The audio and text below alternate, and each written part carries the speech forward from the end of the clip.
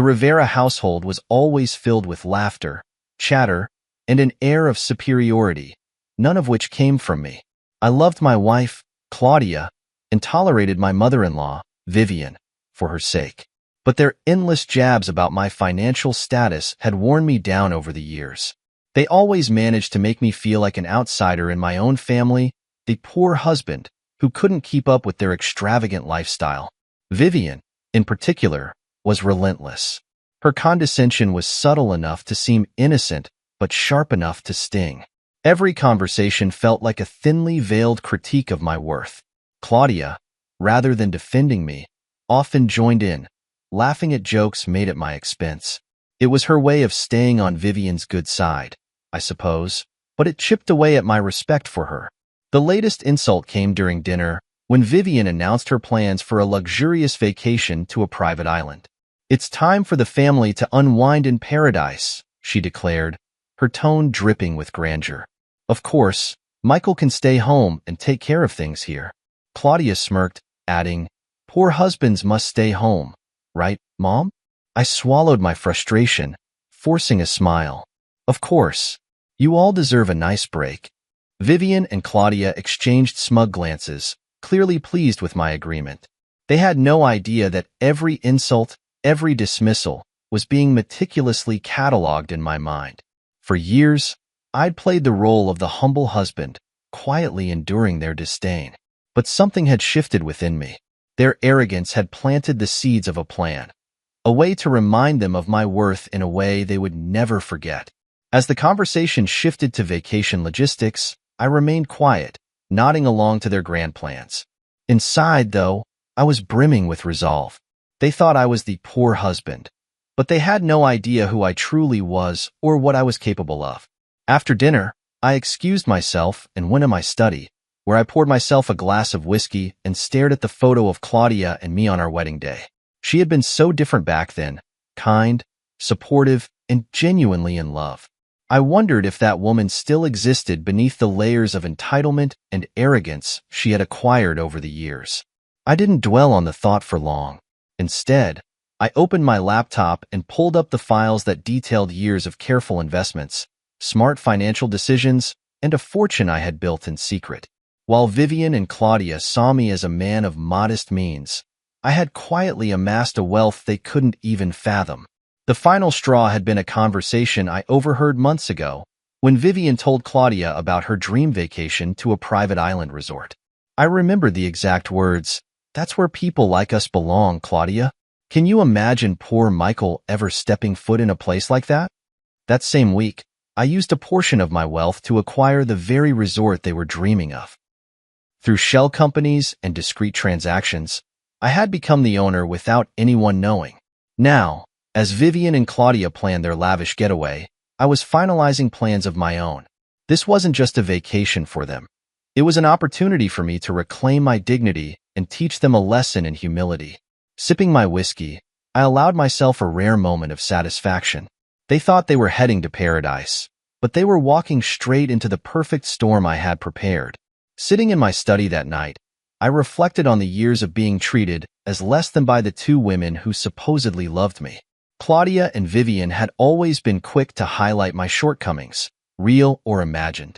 My modest background and humble career as an accountant were constant sources of amusement for them, though neither had ever taken the time to understand the complexity of what I did. They couldn't comprehend that my average job, paired with financial discipline and a keen eye for investments, had allowed me to quietly build a fortune. I wasn't flashy, and I didn't boast, but I knew how to play the long game. While they mocked my thriftiness, I had turned small, calculated risks into substantial returns, focusing on real estate and technology startups.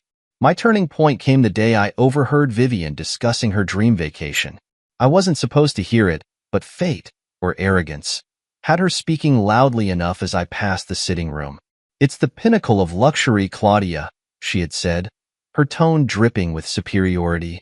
"A private island where the elite can truly relax. Can you imagine Michael there? He'd probably faint at the prices." Her laughter, mirrored by Claudia's, echoed in my mind long after. That was when the idea took root. At first, it was just a spark, a fleeting thought of how satisfying it would be to prove them wrong. But the more I thought about it, the more the plan grew.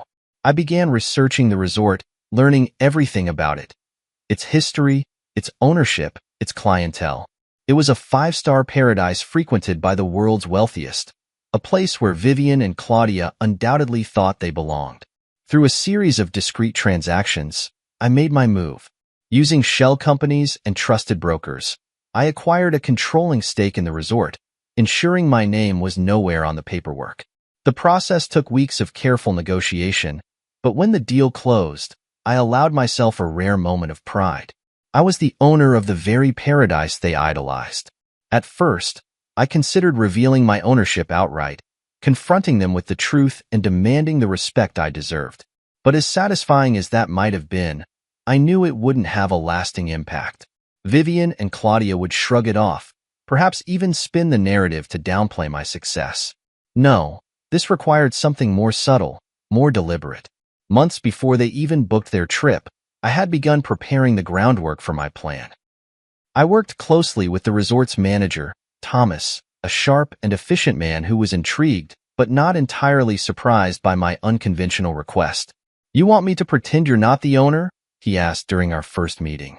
"Not just pretend," I replied, leaning back in my chair. "I want them to experience the resort differently. I want them to learn what humility feels like." Thomas raised an eyebrow, but nodded. "I'll make it happen. We'll ensure your instructions are followed to the letter." As Vivian and Claudia finalized their travel plans, I worked behind the scenes to ensure everything was ready. Their reservations, though ostensibly made through Vivian's travel agent, had been funneled into a special itinerary I had designed. Instead of the opulent villas they expected, they would be assigned modest accommodations. Their days would be filled with carefully curated experiences designed to highlight the value of hard work and humility. One particularly satisfying moment came when I reviewed the list of activities Thomas had planned for them. Vivian, the self-proclaimed matriarch of the Rivera family, would spend her time greeting guests at the front desk. Claudia, who often mocked me for my ordinary life, would learn what it meant to clean and maintain luxury accommodations. Their perfect vacation was shaping up to be anything but. As the days ticked closer, I found myself surprisingly calm. There was no gloating or malice in my actions, only a quiet determination to teach them a lesson. This wasn't about revenge, it was about balance. For years, they had looked down on me, dismissing my worth as a husband and a man. Now, they would understand the value of humility and respect. The night before their departure, I watched Claudia pack her designer luggage, her excitement palpable. She glanced at me briefly, a smirk tugging at her lips. "Don't worry, Michael," she said lightly. "We'll bring you back a souvenir. Something small, so it won't hurt your wallet." I smiled faintly. "That's thoughtful of you. Have a great trip." She turned back to her packing, missing the glint of satisfaction in my eyes. They thought they were heading to paradise, but little did they know, paradise had new rules. The morning of their departure arrived with all the pomp and spectacle Vivian loved to orchestrate. The house buzzed with activity as the Rivera women finalized their preparations, turning what could have been a simple trip into a theatrical production. Vivian had spared no expense to ensure their exit reflected the grandeur she believed their family represented. The limousine parked outside gleamed under the morning sun, while porters loaded designer luggage embossed with the Rivera crest, a custom edition Vivian had insisted upon. She moved through the house, issuing orders to staff with the practiced authority of someone accustomed to being obeyed. "Careful with that bag," she barked at the driver. "It's worth more than your monthly salary." I stood in the corner of the foyer, watching silently as the scene unfolded. Claudia, as usual, followed her mother's lead, flitting about with an air of importance that was equal parts amusing and exasperating. "You'll be fine here, won't you, Michael?" Claudia asked as she adjusted her wide-brimmed hat. Her tone was dripping with condescension, though she masked it with a thin veneer of concern. "Of course," I replied with a practiced smile. "You go and enjoy yourselves." Vivian interjected before Claudia could respond. "Don't worry, Michael. We'll send you photos of what a real vacation looks like. Maybe next time, if you save enough, you can join us." The insult was so casually delivered that it barely registered with them. It wasn't meant to wound. It was simply their default way of speaking to me. I nodded, my expression unchanged. I'll look forward to those photos. As they climbed into the limousine, I stepped outside to see them off. Vivian rolled down the window and gave me a patronizing smile. "Try not to miss us too much," she said, her voice saccharine sweet. "I'll do my best," I replied evenly. The limousine pulled away, and I watched it disappear down the street. The moment they were out of sight, I turned and walked back inside, my calm exterior giving way to quiet satisfaction. This was it. The first stage of my plan was complete. I made my way to my study and called Thomas, the resort manager, to confirm the final arrangements. "They're on their way," I said. "Everything ready on your end?" "Absolutely," Thomas replied. "We've prepared everything exactly as you requested. They'll arrive to the welcome they're expecting." At first, I couldn't help but smile. Good. Keep me updated. Over the next several hours, I stayed close to my phone, waiting for the call that would confirm their arrival. When it finally came, Thomas's voice on the other end was calm but tinged with amusement. "They've arrived," he said. "Vivian is already strutting around like she owns the place. She's quite the personality." I chuckled. "I'm sure she is. Let her settle in. The surprises can wait until dinner." Thomas hesitated briefly before adding, "You know, I've managed a lot of guests over the years, but this is a first. You're handling this with remarkable composure." "Composure is everything, Thomas," I replied. "They've spent years underestimating me. Now it's my turn to surprise them." As I hung up, I leaned back in my chair, feeling a sense of calm wash over me. For years, I had played the role of the silent husband, enduring their dismissive comments and thinly veiled insults. Now, I was no longer on the sidelines. Vivian and Claudia thought they were embarking on the vacation of a lifetime, a trip that would reinforce their sense of superiority and privilege. What they didn't realize was that every step of their journey had been orchestrated by me. By the end of this vacation, they wouldn't just see me differently, they'd see themselves differently too. The Rivera women's arrival at the private island resort was nothing short of grand, just as Vivian had envisioned. The chartered yacht glided through crystal-clear waters, the luxurious vessel a perfect complement to the pristine white sand beaches and lush greenery that awaited them. Vivian stepped off the yacht first, her oversized sunglasses glinting in the sunlight. She paused dramatically, surveying the resort as though she were its queen arriving to inspect her kingdom. "This is what true luxury looks like," she declared, her voice loud enough for the staff waiting at the dock to hear. Claudia followed closely, her excitement barely contained as she clutched her designer handbag, eager to soak in every detail. The resort was everything they had imagined and more. Rows of elegant villas lined the shoreline, their private pools glistening under the sun. Palm trees swayed gently in the breeze, and the sound of waves provided a soothing backdrop. Staff members dressed in crisp uniforms stood at attention, ready to cater to their every need. Vivian strutted confidently toward the main pavilion, her heels clicking against the wooden pathway. Claudia followed, taking selfies along the way and posting them to her social media with captions like, "Paradise found #luxury life #jealous much." The resort manager, Thomas, greeted them warmly at the entrance. He was every bit the professional, polite, composed, and discreet. "Welcome to our private island resort," Thomas said with a gracious smile. "We are delighted to host you and your family.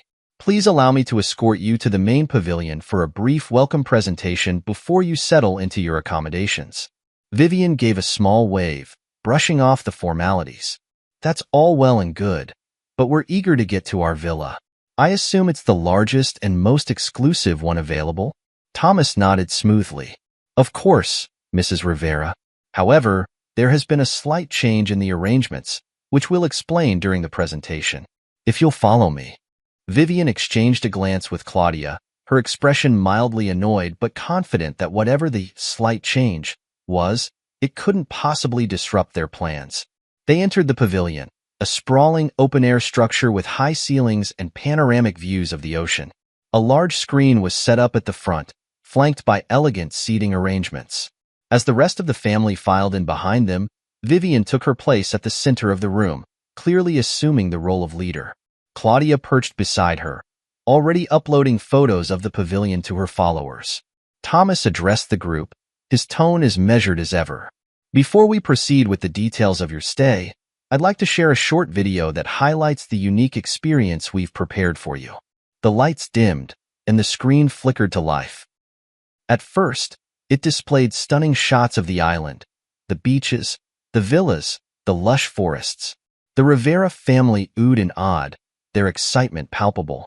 But then, the video took an unexpected turn. The visuals shifted to a familiar face, mine. "Good evening, Rivera family," I said, my pre-recorded voice filling the pavilion. "I hope you're enjoying the breathtaking views and luxurious amenities of this resort. After all, it's not every day you get to visit a place like this." The room fell silent. Vivian and Claudia froze, their smiles vanishing as they stared at the screen in disbelief. "For years, I've been the poor husband, the outsider who wasn't good enough to join you on trips like this," I continued. "But today, I'm thrilled to welcome you to a very special vacation, one I've personally arranged just for you." Vivian's jaw dropped. Claudia's phone slipped from her hand, landing on the plush cushion of her seat. "I acquired this resort months ago, knowing how much you've always dreamed of visiting," I explained, my tone calm but laced with satisfaction. "And I've made some adjustments to your itinerary to ensure this vacation is unforgettable. Welcome to paradise, my paradise." The screen faded to black, and the lights came back on. The stunned silence in the room was almost tangible, broken only by the faint sound of waves crashing in the distance. Vivian was the first to speak, her voice shaking with a mix of anger and confusion. "This has to be a joke. Michael doesn't have this kind of money. He couldn't possibly." Thomas, ever the professional, stepped in.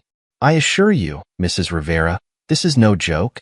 Mr. Rivera is indeed the owner of this resort, and he has personally curated your stay." Claudia's face was pale, her usual confidence replaced by shock.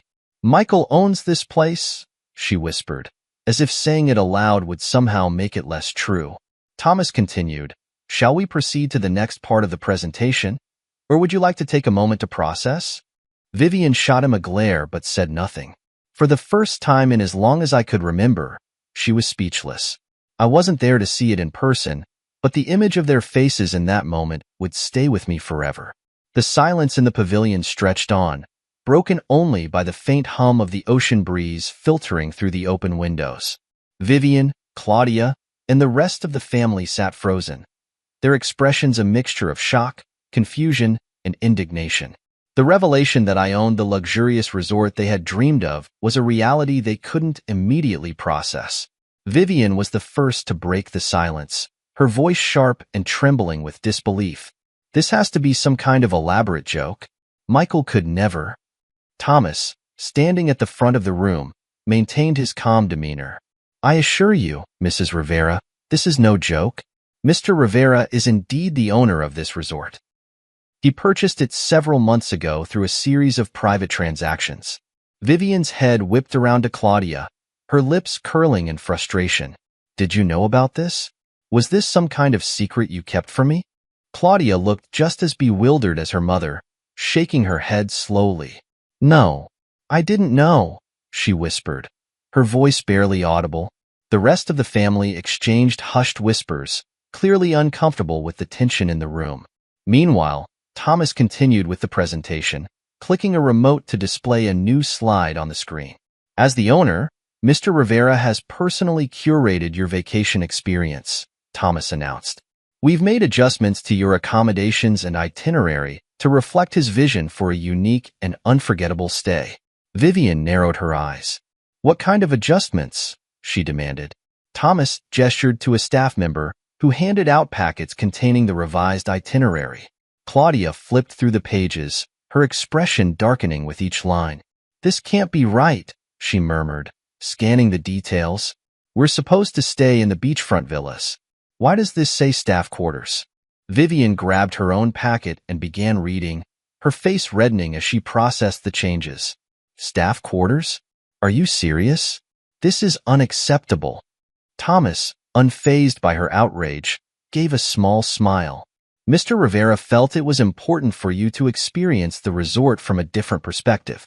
The staff quarters are modest but comfortable, and they'll provide you with insight into the hard work and dedication that goes into maintaining this property. Vivian shot to her feet, slamming the packet onto the table. This is absurd. We paid for luxury accommodations, not this humiliation. Thomas raised a hand, his tone calm but firm. Your reservations have been adjusted at the discretion of the owner. Additionally, Mr. Rivera has assigned roles to ensure your stay is both educational and enlightening. Claudia's brows furrowed. Roles? Thomas nodded. Yes. Mrs. Rivera, you will be assisting our housekeeping team. Mrs. Vivian Rivera, you've been assigned as a greeter at the front desk. These roles are meant to provide a hands-on perspective of the resort's operations. The room erupted into chaos. Vivian's voice rose above the others, filled with indignation and disbelief. This is an insult. A complete and utter insult. Do you have any idea who I am? Thomas met her gaze steadily. I do, Mrs. Rivera. And I also understand that Mr. Rivera has requested these roles specifically as a way to foster humility and appreciation. These arrangements are non-negotiable. Claudia looked as though she might faint. This is Michael's doing, she asked, her voice trembling. Thomas inclined his head. Indeed, Mr. Rivera has designed this experience as a response to the treatment he has endured over the years. He believes it will offer valuable lessons in respect and gratitude. Vivian turned to Claudia, her face flushed with rage. How could you let this happen? How could you marry a man who would humiliate us like this? Claudia didn't respond. Her shock had given way to something else, guilt.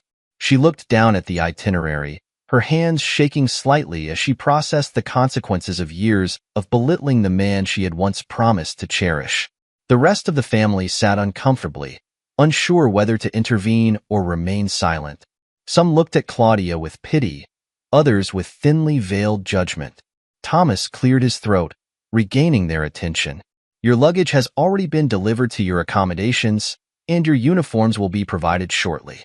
Please enjoy the rest of your evening and prepare to begin your assignments tomorrow morning. Vivian's protests continued as she stormed out of the pavilion, Claudia trailing behind her with a dazed expression. The rest of the family followed, murmuring among themselves about the unexpected turn of events. Back in their assigned quarters, modest rooms far removed from the opulent villas they had envisioned, Vivian and Claudia sat in stunned silence. The realization that their perfect vacation had been turned into a lesson in humility began to sink in. Meanwhile, miles away, I sat in my study with a glass of whiskey, picturing the scene I had orchestrated. For the first time in years, I felt a sense of vindication. They had dismissed me as the poor husband for far too long. Now, they would learn exactly who I was, and who they had underestimated. The first morning in paradise didn't feel like paradise to Vivian and Claudia. Instead of waking to opulent villas and leisurely breakfast spreads, they were jolted awake by sharp knocks on their doors. Resort staff, impeccably dressed and exuding calm authority, greeted them with freshly pressed uniforms. For your assignments, one staff member explained, handing Claudia a neat pile of navy blue housekeeping attire. This must be a joke, Vivian muttered, holding up her uniform as if it were radioactive. Hers was a polished blazer adorned with a name tag that read Vivian, Guest Relations. I'm afraid not, Mrs. Rivera, the staff member replied with a polite but firm smile. Mr. Rivera has requested that you adhere to the schedule outlined in your itinerary. Your duties begin at 8 a.m. sharp. Breakfast will be served in the staff cafeteria beforehand. Vivian's nostrils flared, and Claudia looked as though she might cry, but the staff member simply nodded and left, leaving them to stew in their frustration. As they reluctantly made their way to the cafeteria, it became clear that their experience of the resort was going to be vastly different from what they had imagined. Gone were the beachfront views and gourmet dining. In their place were narrow hallways, basic bunk beds, and a bustling cafeteria filled with cheerful employees. Vivian scanned the room, her lips curling in disdain. This can't be happening, she muttered. Claudia, equally horrified, whispered, Mom, what are we going to do? Before Vivian could answer, A staff manager approached their table. "Good morning, ladies. I trust you've reviewed your assignments for the day." "I refuse to do this," Vivian snapped. "I'm a guest, not an employee. This is absurd." The manager, unbothered by her outburst, replied evenly, "You're welcome to discuss your concerns with Mr. Rivera. Until then, I suggest you begin your duties. He has made it clear that this experience is non-negotiable." With no other option, Vivian and Claudia begrudgingly complied. Vivian's day began at the front desk, where she was tasked with greeting arriving guests and assisting with their check-ins. It was a role she had likely taken for granted during her own vacations, but now she realized how demanding it truly was. "Welcome to the resort," she said through gritted teeth to a smiling couple. "We hope you enjoy your stay." The couple, oblivious to her misery, responded enthusiastically, "Thank you. This place is amazing." The praise stung. For years, Vivian had reveled in her ability to project an image of wealth and sophistication, but now she was little more than a glorified employee. Meanwhile, Claudia's day was spent scrubbing, folding, and tidying as part of the housekeeping team. The work was physically exhausting and completely foreign to her. By noon, her hair was frizzy from the humidity, and her perfectly manicured nails were chipped. "Claudia, make sure to clean under the bed," her supervisor instructed. Claudia groaned but complied, muttering under her breath. She had always looked down on service workers, assuming their jobs were easy. Now, with sweat dripping down her face and her muscles aching, she realized how wrong she had been. By the end of the day, both women were thoroughly drained. They slumped into the modest chairs in their shared quarters, their usual air of superiority replaced by exhaustion and quiet frustration. "I can't believe Michael is doing this to us," Claudia said, her voice hoarse. Vivian scowled, still clinging to her pride. "He's trying to humiliate us. That's all this is. He's spiteful."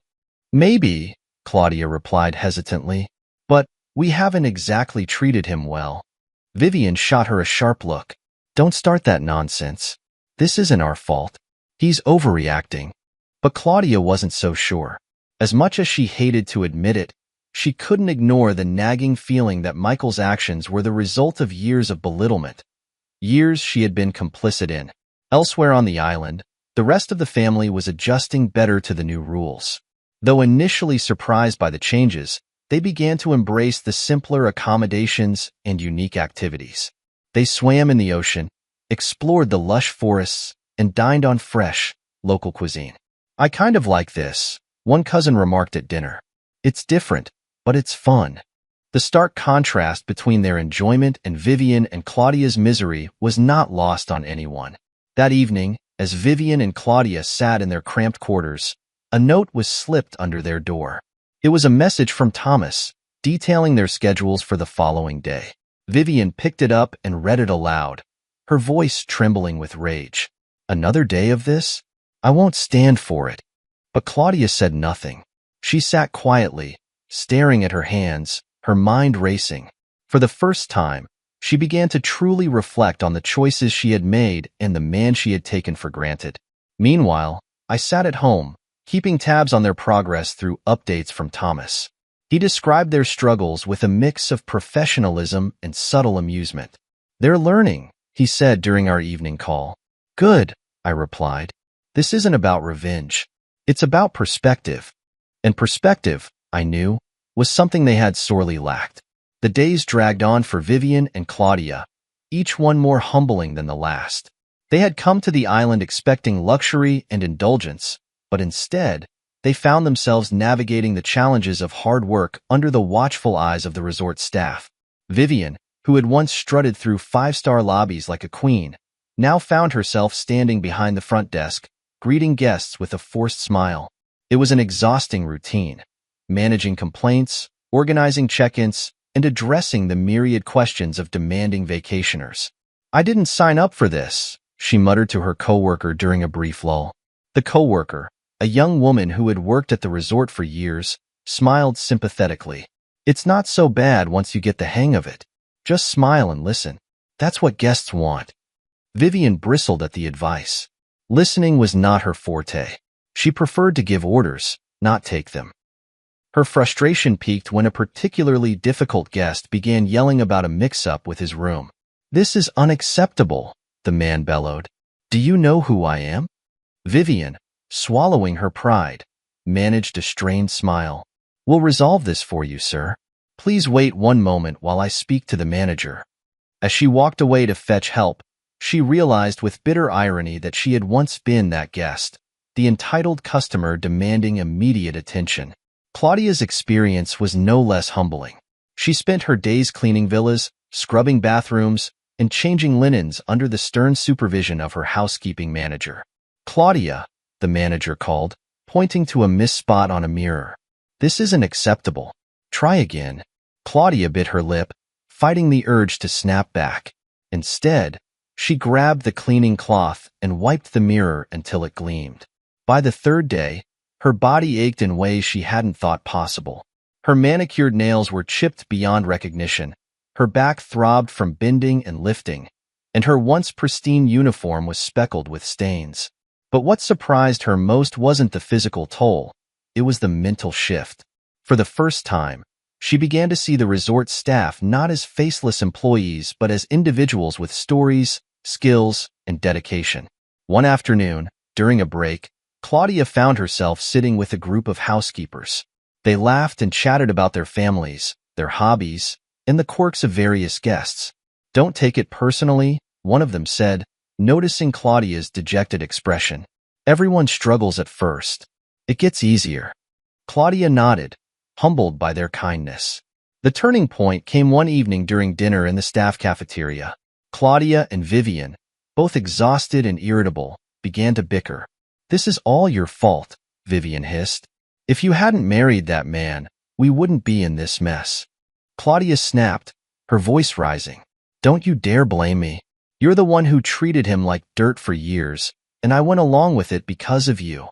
The room fell silent as their argument escalated, their voices cutting through the usual hum of conversation. "Do you have any idea what it's like to be constantly belittled by your own husband and mother? To feel like nothing I do is ever enough?" Claudia's voice cracked, tears streaming down her face. Vivian recoiled, momentarily stunned into silence. The other staff members looked away, uncomfortable with the raw emotion on display. Claudia stormed out, leaving Vivian alone at the table, her face a mask of anger and something else, regret. The days that followed were quieter. Vivian and Claudia both kept to themselves, their usual bravado replaced by introspection. Vivian struggled with the realization that her arrogance had played a role in their predicament. While she wasn't ready to admit fault openly, her interactions with the resort staff became less combative. She even managed a genuine smile or two when greeting guests. Claudia, meanwhile, found herself working harder and complaining less. She began to take pride in the tasks she once deemed beneath her, and her respect for the staff grew with each passing day. As the family adjusted to their new reality, the rest of the Rivera clan embraced the changes more easily. Freed from Vivian's overbearing influence, they explored the island, enjoying its natural beauty and simpler pleasures. "It's not so bad, is it?" one cousin said to another as they lounged by the pool. "Honestly, I kind of like it," the other replied. "It feels real." The contrast between the family's enjoyment and Vivian and Claudia's struggles couldn't have been starker. By the end of the week, Claudia began to reflect deeply on her marriage. She thought about the countless times she had laughed at Michael's expense, dismissed his efforts, and taken his love for granted. The guilt weighed heavily on her, but so did a newfound determination to make amends. Vivian, for her part, remained outwardly defiant, but was undeniably humbled by the experience. While she wasn't ready to admit her mistakes, her sharp edges had softened. Meanwhile, I kept tabs on their progress through Thomas's updates. He described their struggles, their small victories, and the subtle shifts in their attitudes. "They're learning," Thomas said during one call. "Good," I replied. "It's time they understood the value of respect and humility." As I hung up, I felt a sense of satisfaction. This wasn't just about teaching them a lesson. It was about reclaiming my dignity and reminding them who I was. By the end of the first week, Vivian and Claudia had reached their breaking point. Exhausted from days of relentless work and stripped of the luxury they had taken for granted, They began to plot their escape from the island. Vivian, ever the schemer, sat at the small table in their modest staff quarters, a map of the resort spread before her. "This is ridiculous," she hissed. "We don't belong here, cleaning rooms and greeting guests like common employees. We need to leave now." Claudia, slumped on her bunk with a damp cloth pressed to her forehead, barely lifted her head. "And how exactly do you plan on doing that, Mom? Every time I've tried to call someone, the line mysteriously drops." Vivian's lips tightened into a thin line. "That husband of yours is behind this. He's orchestrated the whole thing, and I won't let him win. There has to be a way off this island." Despite her exhaustion, Claudia couldn't ignore the flicker of guilt that rose in her chest. Michael's actions were extreme, but hadn't they pushed him to this? She shoved the thought aside, focusing instead on her mother's plan. Their first attempt came the following morning. Vivian marched to the resort's marina, where several boats were moored, their sleek hulls glinting in the sun. She approached the dock master, a tan, wiry man who greeted her with a polite nod. "I need to charter a boat," Vivian announced, her tone imperious. Immediately, the dock master scratched his head, feigning confusion. "I'm sorry, ma'am, but all charters are fully booked for the next 2 weeks. It's peak season, you see." "Peak season?" Vivian snapped. "This is a private island. Surely there must be one boat available." He shook his head, his expression apologetic but firm. "Afraid not, ma'am. And even if there were, we're under strict instructions to prioritize scheduled transfers only." Vivian's nostrils flared. "Whose instructions?" The dock master shrugged, his lips twitching in what might have been a smirk. "The owners, of course." Vivian stormed away, her face a mask of fury. Claudia, who had watched the exchange from a distance, met her mother halfway up the path. "Any luck?" "No," Vivian spat. "That man has blocked every avenue of escape." Undeterred, they tried the airstrip next. The small landing strip, usually reserved for chartered planes, was guarded by a cheerful woman in a brightly colored uniform. "Good afternoon," Vivian began, her tone saccharine. "We're looking to book a flight back to the mainland." The woman's smile didn't waver. "I'm sorry, ma'am, but all flights are currently unavailable. Maintenance issues with the planes." Vivian's jaw tightened. "When will they be available?" "Hard to say," the woman replied breezily. "It's all in the hands of the owner." Claudia tugged at her mother's sleeve, urging her to leave before the scene drew too much attention.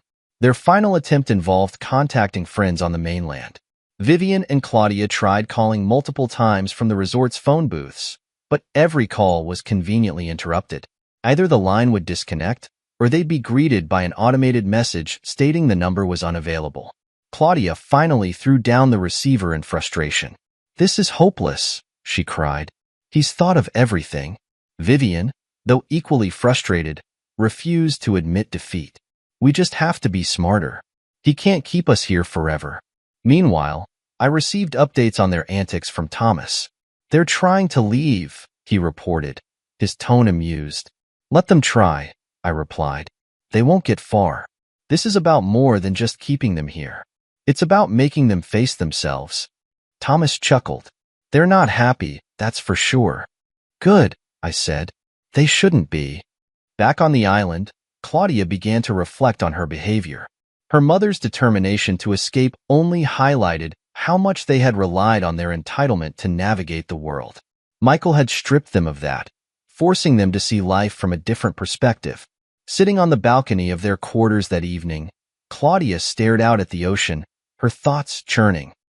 She remembered the countless times she had dismissed Michael's efforts, laughed at his modesty, and joined in Vivian's ridicule.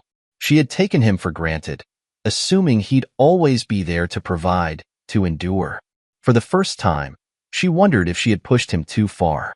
Vivian, however, remained defiant. She spent her evenings plotting new ways to regain control, refusing to acknowledge her own role in the situation. To her, Michael's actions were an affront to her status, a challenge to her authority. "He's trying to humiliate us," she told Claudia one night. "But we'll show him. We'll come out of this stronger." Claudia didn't respond. Deep down, she wasn't so sure. The days wore on, and with each failed attempt to escape, the women's frustrations grew. But so did their introspection, at least in Claudia's case. She began to see the cracks in her mother's facade, the insecurity masked by arrogance, and the deep flaws in the way they had treated Michael. Vivian, for all her bravado, was beginning to crumble. Her sharp remarks became fewer, her posture less commanding. And though she would never admit it, even she couldn't deny that the island's new rules were forcing her to see life differently. As for me, I stayed patient. Their attempts to flee were expected, but I knew they would ultimately have to face the lessons I had planned for them. The island was no longer their paradise. It was a mirror, reflecting the consequences of their actions. The final day of their 2-week stay began quietly. The Rivera women were subdued, their spirits dulled by the relentless lessons in humility they had endured. Vivian still carried herself with a hint of her old arrogance, but the fire in her eyes had dimmed. Claudia, on the other hand, appeared reflective. Her demeanor softened as if the weight of her choices had finally sunk in. They spent the morning completing their assigned tasks, Vivian at the front desk and Claudia tidying rooms, unaware that the end of their ordeal was about to take a dramatic turn. At midday, the resort staff gathered the Rivera family in the main pavilion for what was billed as a special farewell. The air was tense with anticipation, the family exchanging curious glances. Vivian, still bristling from the past 2 weeks, crossed her arms tightly over her chest, her eyes scanning the room with suspicion. Claudia sat quietly beside her, her fingers nervously tapping the armrest of her chair. For the first time in years, she felt small. Not the glamorous, confident woman she once projected, but someone stripped of pretense and weighed down by guilt. The murmurs of the family hushed as Thomas, the resort manager, stepped onto the small stage at the front of the pavilion. "Good afternoon," he began, his calm, professional tone commanding attention. "As your stay here comes to an end, we have a special guest who would like to address you all personally." The room stilled. Vivian and Claudia's eyes widened as I stepped onto the stage, dressed in a crisp suit and radiating the quiet confidence I had once hidden behind humility. "Michael," Claudia whispered, her voice barely audible. I took the microphone and scanned the room, my gaze settling briefly on Vivian and Claudia. Their expressions ranged from shock to unease, and I allowed myself a moment to savor the silence before I spoke. "Good afternoon, everyone," I began, my voice steady. "I hope your stay at the resort has been memorable." A ripple of unease moved through the family. "For years," I continued, "I've played the role of the poor husband, the man who wasn't good enough, who wasn't wealthy enough, who wasn't deserving of respect. I endured the jokes, the dismissive comments, and the endless comparisons, believing that my love for this family would outweigh the hurt." I turned my gaze directly to Vivian and Claudia. But love doesn't mean tolerating disrespect. And respect isn't something that should be granted based on wealth or status. It's something we all deserve as human beings. Vivian's lips pressed into a thin line, her hands gripping the arms of her chair. Claudia looked down at her lap, her face pale. "When I purchased this resort months ago," I continued, "I did so with the intention of reclaiming my dignity. This experience was never about revenge. It was about perspective. About giving you the opportunity to see life from a different angle, to understand the value of hard work and respect." The room remained silent, the weight of my words hanging heavy in the air.